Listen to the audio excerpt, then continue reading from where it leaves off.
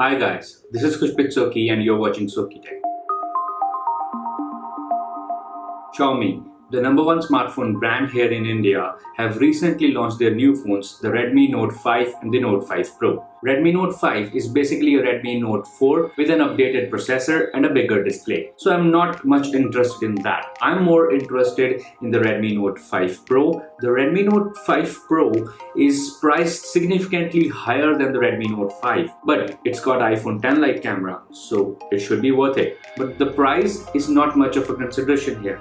The main consideration is how to get this one. If you are considering to buy it in a flash sale, you have to buy it in under 3 seconds. In these 3 seconds, you have to click on buy button, then confirm your address, your credit card or the payment method you want to use, and then confirm your order. If you spend over 3 seconds doing this, you are unable to buy it, even if it is in your cart. Or else you have another option to go to your local market and buy it there. There will be many shops selling it unofficially at a price tag higher than the MRP of the device. But at least you can get it there without having any superhuman powers of buying a device under 3 seconds online. Anyways, let's go ahead and see what we get in the box.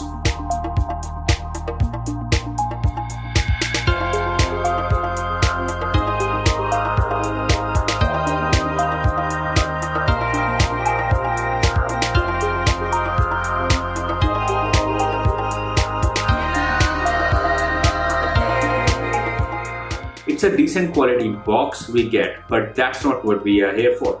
Let's get this out and see what it feels like. In case that will be useful to hide the camera bump that we get with this device. We get some information booklets, and then we have a 5 volts 2 ampere power adapter and a very cheap and not even a meter long micro USB cable.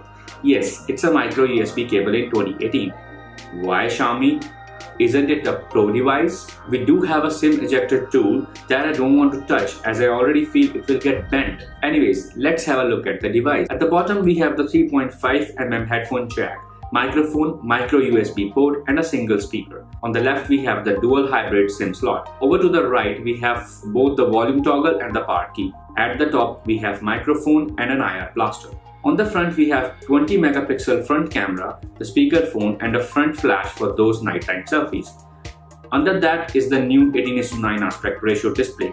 It's an IPS LCD panel. I would have preferred an LED display in at least the Pro model, but nevertheless it's a budget device, so you can complain. At the back of the device we get an iPhone 10 ripoff, dual 12 megapixel plus 5 megapixel cameras with a single tone flash in the middle. We also have a fingerprint scanner placed right in the upper middle portion of the device. The device feels premium in the hand and because of the metal build, feels very well built. The device is powered by the Snapdragon 636 processor which is debuted on this phone. It is based on the 14nm architecture. I've got this 6GB version of the device as this was the only one I was able to get.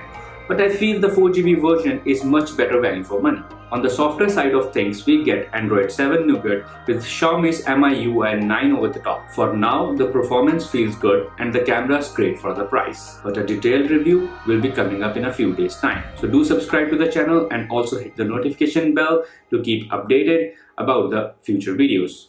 Thank you for your time. Bye bye.